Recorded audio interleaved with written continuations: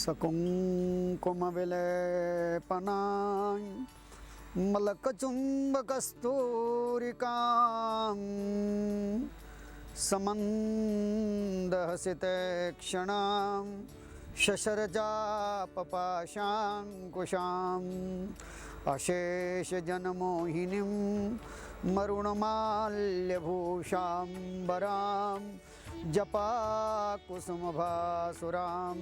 जपविधौ स्मरेदम्बिकां।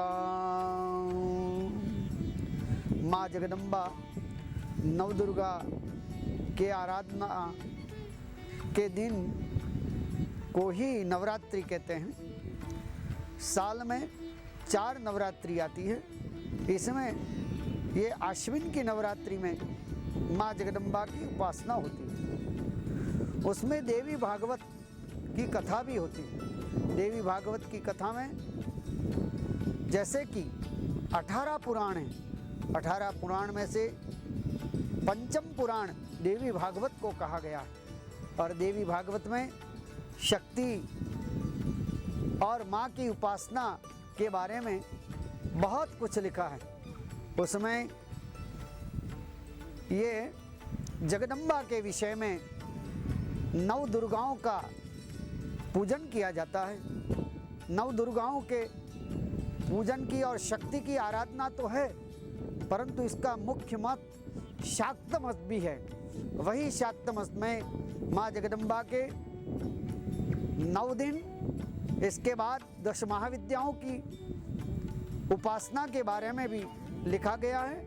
और इसके बाद माँ जगदम्बा के ये 9 दिन के 3 विभाग किए गए हैं, महाकाली, महालक्ष्मी और महासरस्वती।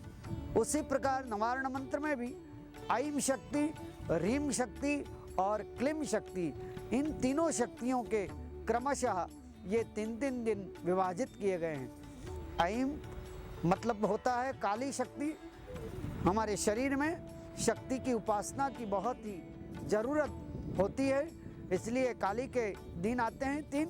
और फिर लक्ष्मी के 3 दिन, लक्ष्मी के बिना भी चराचर संसार का नियम चल नहीं सकता है, इसलिए 3 दिन लक्ष्मी के हैं। और 3 दिन सरस्वती वाग बीज जिसको कहा गया है, वो तीनों बीज ऐं, ह्रीं और क्लीं, ये तीनों बीज की उपासना के बारे में ये देवी भागवत में लिखा गया है।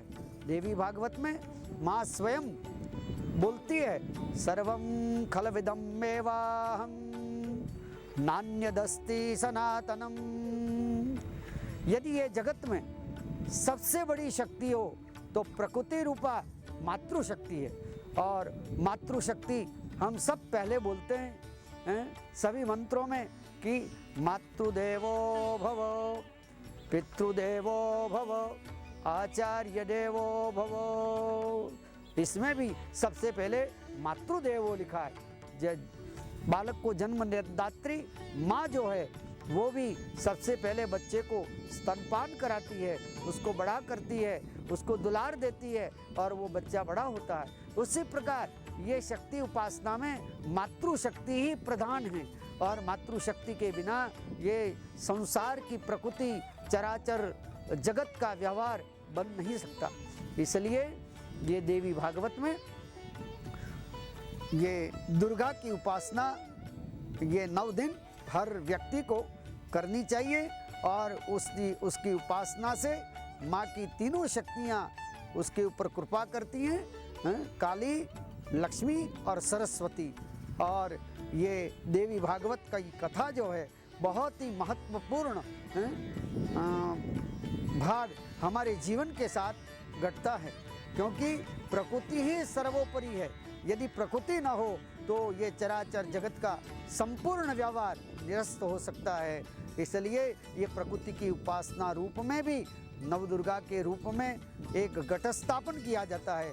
और घट स्थापन में जौ बो करके उसके ऊपर 9 दिन पंडित लोग मिल करके नव दुर्गाओं का पूजन करते हैं, आराधना करते हैं, चंडी पाठ का स्तवन करते हैं। माँ दुर्गा के विविध उपचारों से उसकी पूजा की जाती है।